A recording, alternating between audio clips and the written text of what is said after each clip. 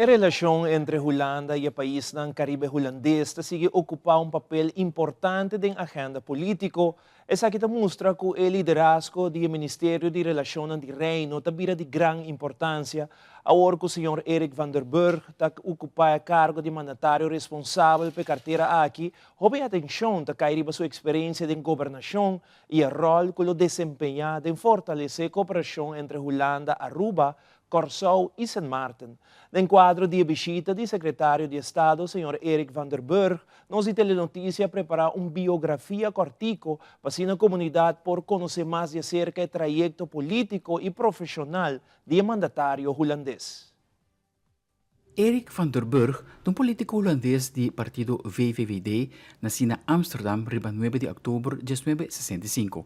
Ela construiu uma carreira de bastante anos em administração pública, começando em política local na Amsterdam Zuidoost e depois serve como membro do Conselho Municipal de Amsterdam e concejal durante vários anos, com responsabilidade na área de bem-estar social, deporte, planificação urbana e salubridade. Na nível nacional, Van der Burg abrirá membro da Eerste Kamer em 2019 e depois, em 2022, agora nombrado como secretário de Estado para Asilo e Imigração no gabinete de Mark Rutte. Durante o período ele estava responsável pela carteira difícil de imigração e asilo, um tema que estava em centro de debate na Holanda. Depois de servir como membro da Tweede Kamer, Van der Burg assumiu um cargo novo em fevereiro de 2026 como ministro para Relações do Reino e Governo Efetivo do gabinete de Rob Jetten. De função aqui está encarregado com o fortalecimento de relações entre Holanda e outros países do Reino, incluindo Aruba, Curaçao e Sint Maarten, además de modernização de serviço público, digitalização e redução de carga administrativa para cidadãos. Erik van der Burg é ampliamente conhecido como um político com ampla experiência administrativa com um enfoque prático de governação. Seu nomeamento de carteira de Relações do Reino põe sua persona em um rol importante no fortalecimento de cooperação entre Holanda e o país caribense do Reino Holandês. E televidente nos tem visita do secretário de Estado, Sr. Erik van der Burg, em estúdio junto conosco aqui na Telearuba e Angie Derks lo realizou uma entrevista com o mandatário que ainda lo trata diferentes tópicos de interesse para Aruba no momento aqui, como também para o país do Caribe holandês e Reino em geral. Angie, boa noite, adelante. Muito dank, Ivo. E assim, televidente, maneira nós mencionamos anteriormente, nós temos hoog bezoek ao in studio. Nós temos visita no estúdio de Telenotícia de heer Erik van den Burg. Nou, de staatssecretaris voor de Koninkrijksrelaties van het Koninkrijk der Nederlanden. De staatssecretaris eigenlijk brengt momenteel een officiële werkbezoek hier aan Aruba. En tijdens zijn bezoek voert hij eigenlijk gesprekken met onder andere gouverneur, minister-president, de heer Mike Eeman, en minister van de Koninkrijksrelaties, Onderwijs, Jeugd en Innovatie en Sport, mevrouw Gerlin Kroes. En vanochtend bezocht hij de Universiteit van Aruba, waar hij een presentatie kreeg over het Kingdom Startup Program. Binnen dit programma werken eigenlijk studenten uit Aruba, Curaçao en Sint Maarten samen aan de ontwikkeling van de ondernemerschapsvaardigheden en innovatie. Daarnaast willen wij vanavond met de secretaris ook spreken over een onderwerp dat veel afgelopen weken veel aandacht heeft gekregen, namelijk de voorgestelde Rijkswet houdbare overheidsfinanciën in Aruba, beter bekend als HOFA, en de actuele discussie die hierover binnen Aruba wordt gevoerd. Staatssecretaris Erik van den Burg, hartelijk welkom bij Telenotícia. Dank dat u uw tijd heeft vrijgemaakt om ons vanavond bij ons in de studio te zijn. Staatssecretaris, u bent inmiddels enkele dagen op Aruba. Wat zijn voor u de belangrijkste doelstellingen van dit werkbezoek? Aantal redenen. Ik ben hier al vaker geweest. Hè. Dit is volgens mij mijn 8e keer op Aruba. En in deze rol als staatssecretaris van Koninkrijksrelaties mijn 3e keer in de afgelopen 4,5 maand. Het gaat om een aantal dingen. Ik vind dat ik Aruba nog beter moet leren kennen. Want dat maakt het voor mij mogelijk om ook in Nederland mijn rol te kunnen spelen. En ook op te kunnen komen voor datgene wat noodzakelijk is op Aruba. 2, ik wil de samenwerking tussen Aruba, Nederland en ook de andere 2 landen binnen het Koninkrijk versterken. Ik denk dat het heel belangrijk is als wij ervoor zorgen dat het Koninkrijk nog sterker wordt. En 3, ook gewoon praktisch overleggen met, zoals u al zei, minister-president Eeman en de ministers. Oké, u was vanochtend een bezoek bij de Universiteit van Aruba voor wat betreft presentatie over het Kingdom Startup Program. Waarom vindt eigenlijk Nederland het belangrijk om juist dit soort projecten, waarin jongeren uit Caribische landen samenwerken, te ondersteunen? Dat vind ik belangrijk omdat wij zien dat het buitengewoon goed gaat met bijvoorbeeld Aruba.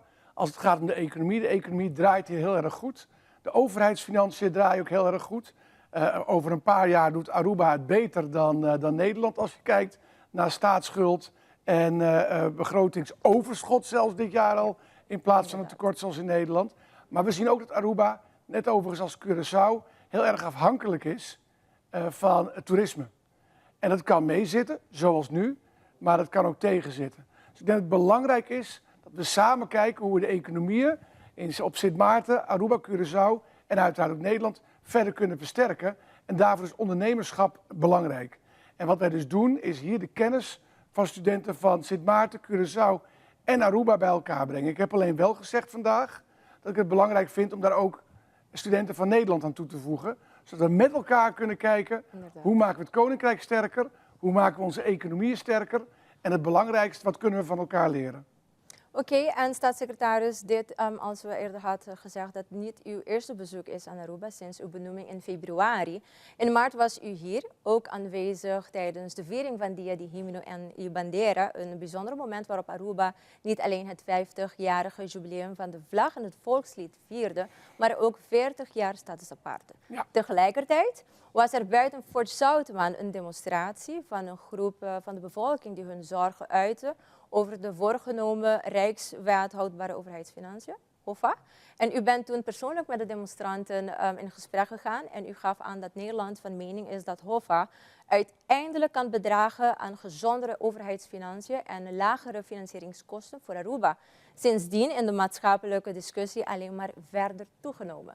De Raad van Advies van Aruba en ook de Raad van State hebben inmiddels een advies uitgebracht over het wetvoorstel. Als u vandaag terugkijkt op die ontmoetingen met de demonstranten en de ontwikkelingen van de afgelopen maanden, hoe kijkt u naar het debat dat op Aruba over HOFA werd gevoerd? Nou, om te beginnen is het natuurlijk gewoon heel goed dat het debat wordt gevoerd. En dat is inderdaad op zo'n moment, als de koning hier is, demonstranten ook de ruimte krijgen om te demonstreren. Want dat is het mooie, we leven alle twee in landen waar gewoon iedereen zijn mening kan geven, waar journalisten kritische vragen kunnen stellen, waar vakbonden kunnen demonstreren. En ik heb toen ook, omdat de koning moet buiten de politiek blijven, dus vandaar dat ik met de demonstranten ben gaan spreken. Dat was een goed gesprek volgens mij. Het was kort, want ik moest natuurlijk bij de koning in de buurt blijven. Maar het was wel een goed gesprek, waarin ik ook heb aangegeven waarom ik denk dat het belangrijk is dat de HOFA en de landsverordening doorgaan. En waarin zij aangaven waarom zij het niet met mij eens waren. Kijk, en ik heb gezegd, het is buitengewoon belangrijk dat we verder gaan met het versterken van het Koninkrijk. En daar kan de HOFA bij helpen. En het zorgt er ook voor dat geld wat nu betaald wordt aan Amerikaanse banken als rente voor leningen minder betaald hoeft te worden, maar omdat Nederland lagere rentes rekent dan de Amerikaanse banken. En dan kan er veel meer hier geïnvesteerd worden in de economie van Aruba, in woningbouw, in zorg, in de aanpak bijvoorbeeld van het gebied van de raffinaderij, in de noden van de Arubaanse bevolking. En daarom ben ik een groot voorstander van de HOFA en dus ook van de landsverordening. De landsverordening is van de Arubaanse overheid, zal ook hier behandeld moeten worden. Ja.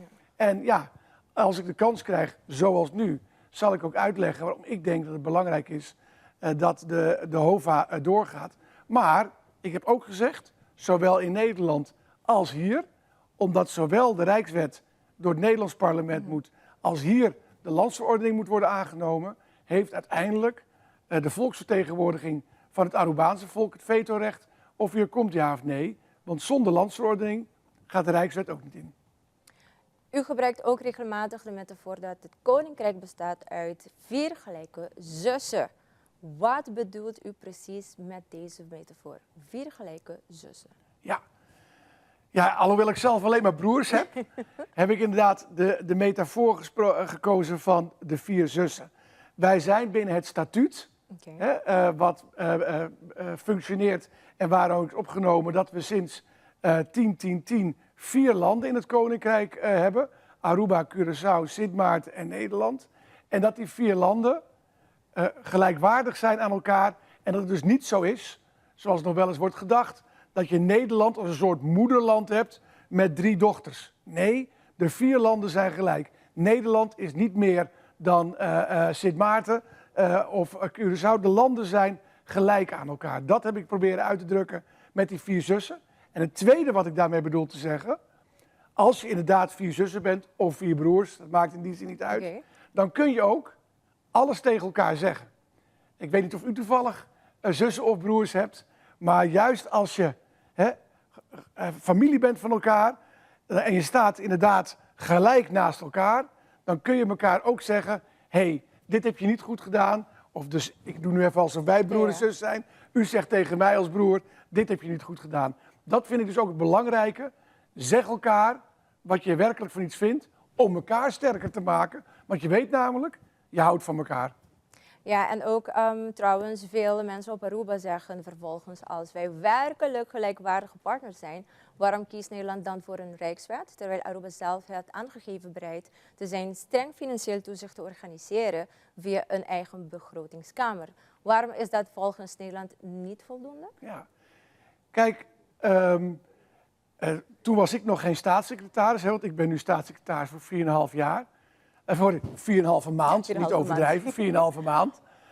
Maar er is door de vorige regering van Nederland en de vorige regering van Aruba is gekozen om het te doen met een rijkswet en daaraan gekoppeld de landsverordening. Dat is al bijzonder, want het had ook gewoon alleen met een rijkswet gekund. Maar er is dus door de vorige regering gezegd, nee, van beide, van wij gaan het doen met een landsverordening en een rijkswet, om op die manier juist ook de gelijkwaardigheid te benadrukken.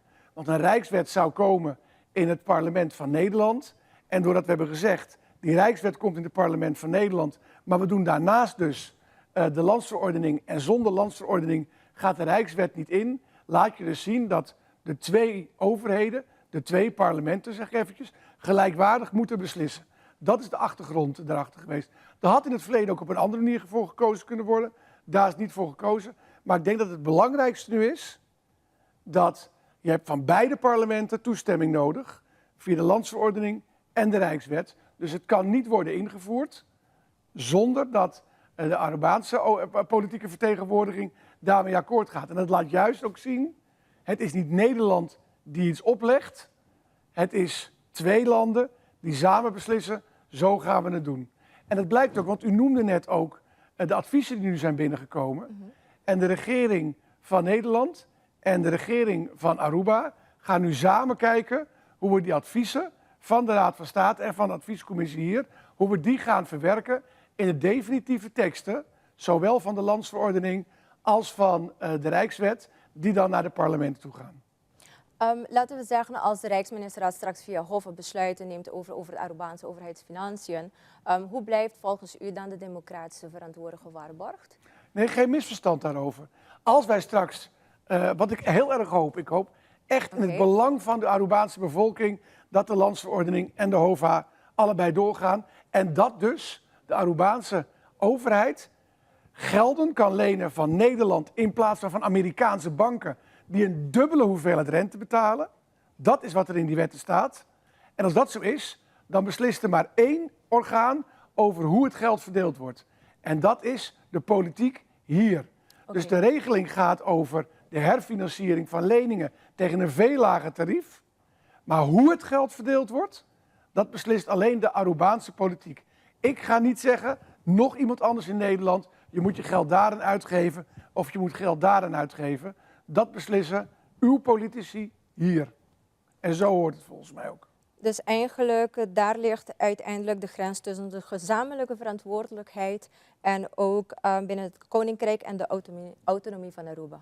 De autonomie van Aruba geldt overigens ook voor Curaçao en Sint Maarten, want die hebben al vergelijkbare regelingen met Nederland. Die kunnen al veel goedkoper lenen. Daar geldt eigenlijk al hetzelfde voor. Dat is op 10-10-10 is dat wel voor Aruba voor Curaçao en voor Sint Maarten geregeld. Niet voor Aruba. Dat had onder andere te maken met de status aparte, die natuurlijk hier al sinds 86 gold.